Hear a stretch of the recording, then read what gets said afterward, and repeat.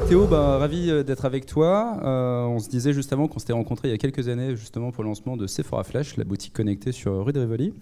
Mais aujourd'hui, tu es là pour nous parler justement de réseaux sociaux et notamment un focus sur Snapchat et Instagram. Alors, Sephora est souvent vu comme, on va dire, une marque, un retailer qui est dans l'innovation. Comment est-ce que ça s'exprime aujourd'hui sur les réseaux sociaux ? Alors tout à fait. Déjà, quelques mots sur Sephora. C'est vrai que l'innovation, c'est au cœur de notre ADN. On innove dans nos concepts magasins au quotidien. On innove en allant chercher toutes les nouvelles marques aux quatre coins du monde dès qu'on le peut. Et sur les réseaux sociaux, ça se traduit par déjà une première philosophie qui est le test and learn. C'est très très important pour nous. C'est-à-dire qu'on part du principe qu'on peut se planter. Et c'est un peu ce qu'on fait depuis 5 ans avec mon équipe. Il y en a une partie qui est là. Et on aime beaucoup se planter, mais des fois aussi on réussit. Vous êtes encore là, donc c'est que ça se passe bien. Non, ça va. Jusque-là, ça se passe bien. Non, mais ce que je veux dire par là, c'est qu'on a un certain lâcher-prise et on a une confiance là-dessus qui est assez intéressante. On va prendre un exemple. On parlait juste à l'instant de Snapchat et de l'importance de Snapchat en France chez les plus jeunes. Voilà, ça, c'est quelques exemples de Snapchat, ce qu'on a pu réaliser. On a créé un compte Snapchat bien avant que Snapchat ouvre son bureau en France. On était en contact déjà dès 2015 avec les États-Unis. Et il nous a paru naturel, dès que Discover a été créé en France, de travailler avec un partenaire qui était Melty en l'occurrence, et qui a pu nous proposer des publicités qui étaient complètement sur un format natif adapté à Snapchat. Et ça, c'est extrêmement important, c'est-à-dire qu'on ne croit pas au liquid content. On est persuadé que les contenus doivent être adaptés et pensés pour la plateforme.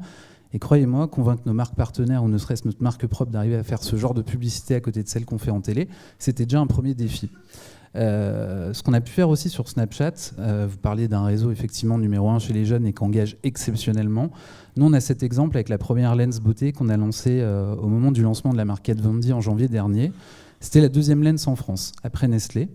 J'ai un chiffre juste basique, 35% de temps passé. C'est-à-dire qu'on dit que les jeunes de moins de 18 ans sont exposés à plus de 3000 messages par jour et qui sont attentifs à peine plus de 3 secondes. Là, en moyenne, vous avez un support qui permet aux jeunes d'être engagés, de jouer avec votre marque pendant près de 35 secondes. Ça a été un raz-de-marée. En une journée, on a touché un Snapchatter sur 2. Typiquement, ce genre d'action peut être fait que sur ce genre de réseau. Et enfin, la dernière action qu'on a mis en place, les États-Unis va les lancer depuis quelques temps. Et on était les premiers en France, suivis maintenant, je crois, par McDonald's, à lancer ce qu'on appelle des Change Geo Filters. C'est-à-dire qu'en fait, vous avez tout simplement un filtre qui s'active dans chacun des magasins. Là aussi, c'est assez intéressant. Pourquoi ? Parce que ça nous permet finalement de se dire, OK, aujourd'hui, on doit accueillir les jeunes en magasin, qu'ils achètent ou pas. D'ailleurs, l'important, c'est qu'ils aient une bonne expérience. S'ils peuvent interagir avec la marque, ça nous permet, nous, de relayer un peu nos actualités. D'ailleurs, est-ce que tu peux faire un petit focus sur le côté drive to web, social commerce ? Parce que, comment est-ce que vous faites de la vente derrière ? Alors c'est tout l'enjeu. Effectivement, on parlait de KPI, les KPI sont importants. Je pense qu'il y a 2 choses. La première chose, c'est d'être connecté avec nos sites internet, d'avoir des pixels classiques avec les agences et surtout avoir un monitoring en 2 parties, une vision très last click, si je suis basique, sur un Facebook qui génère de la conversion du trafic sur les sites e-commerce. Maintenant, lorsqu'on travaille sur Snapchat ou typiquement sur Instagram où il n'y a pas encore de lien en natif, là, on va être plus sur une vision first click, c'est-à-dire qu'on va être capable de savoir ce qu'ont fait les jeunes dans les 30 jours après avoir vu ou interagi avec nos posts. Et c'est extrêmement important. Donc, comme le disait Mathieu en intro, toutes nos actions ne sont pas purement héroïstes tout de suite. Maintenant, il est clair que quand vous avez, juste sur les Change Geo Filters, un chiffre qui était intéressant, certains mois, sur des animations très fortes comme des lancements de marques, on a eu quasiment 8% de nos visiteurs qui ont utilisé les filtres. Et il y a très peu de gens qui ont Snapchat en France, enfin très peu. Il n'y en a pas tant que ça parmi tous nos clients, croyez-moi, par rapport à tous ceux qui poussent la porte d'un magasin sur un mois. Donc c'était assez intéressant de voir qu'il y a un ROI à terme sur le e-commerce, bien sûr, mais sur le trafic en magasin. Mais des fois, il faut aussi accepter qu'il ne se fasse pas tout de suite, en tout cas qu'il ne soit pas palpable directement. Alors, tu me disais juste avant qu'on monte sur scène que vous aviez lancé un bot il y a 1 an, vous retâtiez des choses par rapport à ça, aussi sur le vocal. Est-ce que tu peux nous en dire plus sur le côté un peu relation client ? Alors c'est effectivement quelque chose de très important. La relation client aujourd'hui, c'est le canal Messenger principalement pour Sephora. Il a été multiplié par quasiment 15 en moins d'1 an. Donc aujourd'hui, on est un retailer. Tous les jours, on a des problèmes de commande à gérer avec nos clients, bien évidemment, ou une expérience magasin. Et puis aussi parce qu'ils veulent savoir ce qui fait un peu notre ADN, quand est-ce que va sortir la nouvelle marque, puisque dans la beauté, c'est aussi ce qui intéresse énormément nos clients. Donc ce qu'on a lancé déjà il y a 1 an, c'était un BeautyBot, c'était un premier test, c'était pour Noël, donc on a quelques exemples ici. C'était un moteur de recommandation de cadeaux qui vous permettait sur Messenger de choisir les cadeaux parmi la proposition que vous pouvez vous faire à Noël. Là, on vient de lancer effectivement sur Google Home les premiers podcasts, la possibilité aussi de réserver des services en magasin. Ça fait le lien avec la partie suivante, puisqu'on a travaillé avec des influenceurs là-dessus, justement, pour qu'elles racontent un petit peu, qu'elles fassent ce qu'on appelle des podcasts sur la beauté. Et on travaille sur une vision à terme d'un bot qui puisse être vraiment le point d'entrée du futur. On parlait de la voix ce matin, ça va être en développement. On parlait aussi d'être capable de mieux répondre aux clients sur leur expérience en magasin, leur livraison, etc. L'objectif étant d'avoir une vraie fluidité, une personnalisation dans la relation. Et d'ailleurs, sur les influenceurs, tu me disais aussi qu'il y avait des influenceurs qui participaient sur la partie voix, justement, qui avaient prêté leur voix pour des choses que vous avez produites. Tout à fait. En fait, les influenceurs, et je vois Capucine que je salue dans la salle ce matin, on est très proche des influenceurs. En fait, à la base, depuis des années, en termes de relations presse, basiquement, les influenceurs sont proches de nous. On a plein de marques qu'on lance, plein de nouveaux produits, et sans elles, on ne pourrait pas en parler, puisqu'aujourd'hui, la cliente du jour, elle est mieux au courant presque des fois que certaines de nos conseillères, puisqu'elle sait tout grâce aux youtubeurs et aux influenceurs. Alors, il y a différentes manières de travailler avec eux. L'exemple sur YouTube, typiquement, voilà, pour nous, YouTube est un réseau social. On s'y est mis tardivement, mais on a attendu d'avoir la bonne solution, je dirais, parce qu'il y a peu de chaînes beauté en France qui sont assez puissantes en termes de marque. Bien sûr, sur les influenceurs, il y en a des tonnes.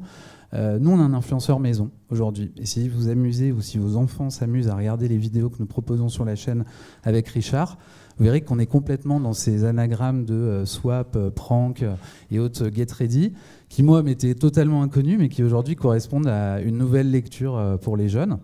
Et puis on fait aussi beaucoup d'autres choses avec des influenceurs, c'est-à-dire qu'on part avant tout sur de l'authenticité. Et voilà des exemples d'opérations. Quand on est partenaire de The Voice, qu'on a une influenceuse qui vient maquiller les talents, c'est une manière de créer du contenu différemment. Pour certaines marques, on va jusqu'à recréer un tutoriel, recréer une publicité, comme c'est l'exemple ici avec Make Up Forever. À chaque fois, on est un peu le catalyseur de nouvelles marques qui viennent des États-Unis, qui sont des marques pour certaines qui vivent à partir d'un influenceur.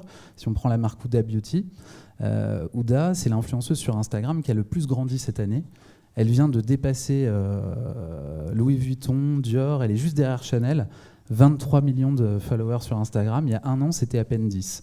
Voilà, Huda Katan, c'est une blogueuse du Middle East qui a lancé sa marque. C'est un raz-de-marée dans tous les Sephora du monde, je pense. Ses palettes s'arrachent. À la base, elle a lancé sa marque juste sur des fossiles. Et on voit aujourd'hui le pouvoir qu'ont ces influenceurs. Donc l'intérêt pour les marques et pour Sephora en tant que retailer, c'est de continuer à capitaliser avec eux sur des relations d'authenticité et puis de pouvoir toucher une cible différemment de ce qu'on fait en médias traditionnels. C'est intéressant aussi du coup de les capter avant, on va dire de les identifier avant, parce que justement pour des gens qui vont exploser autant, une fois qu'on les a fidélisés, par exemple 1 ou 2 ans avant, il y a des choses intéressantes. Alors pour une marque qui du coup est spécialisée dans l'innovation, notamment par exemple sur le social media, c'est quoi un peu les conseils, parce que tu as du coup un peu d'avance, qu'est-ce que tu as envie de dire aux marques qui sont présentes dans la salle ? Alors, un peu ce qu'on disait en intro, c'est je pense qu'il ne faut pas avoir peur du lâcher-prise. Tous les exemples qu'on montre ce matin, c'est un peu l'inverse de ce que je vais faire classiquement en télé, en affichage. On travaille avec une super agence, on a des visuels bien chartés, etc. C'est avoir confiance, le lâcher-prise, être capable aussi, dans la relation justement avec les influenceurs, ce qu'on a compris, ce qu'on a expliqué aux marques, on n'impose rien, en fait, typiquement. Lorsque vous faites du earned media, que vous monitorez ce qui se dit sur vous, il faut accepter qu'on dise des choses que vous ne maîtrisez pas, il faut accepter de ne pas voir le résultat. Mais des fois, ça marche très bien. On est allé jusqu'à... on parlait des micro-influenceurs tout à l'heure aussi, qui sont extrêmement importants pour nous. On a fait une fois une campagne de ce qu'on a appelé le True Review. Vous savez, les True Views, les fameuses pubs qu'on peut skipper sur YouTube. Sauf que nous, en fait, on venait de lancer une marque. C'était la marque Anastasia Beverly Hills.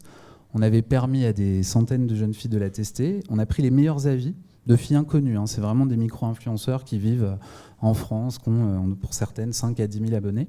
Et en fait, on a pris certains de leurs avis et on en a fait une publicité. C'était hyper authentique. On a vu avec YouTube qu'on avait eu des scores dithyrambiques en termes de complétion parce que quand je m'apprête à regarder la vidéo d'une youtubeuse et qu'avant j'ai des avis authentiques sur un produit, et c'était une grosse partie, pratiquement la moitié de la campagne qu'on avait fait pour ce lancement.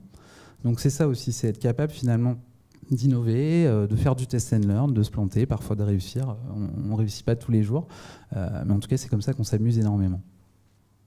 Écoute, bravo. Est-ce que tu as une dernière slide ? C'est bon, ok, parfait. Merci beaucoup. Slide, et puis on attend de voir la suite du coup, et à très bientôt. Merci beaucoup. Merci beaucoup.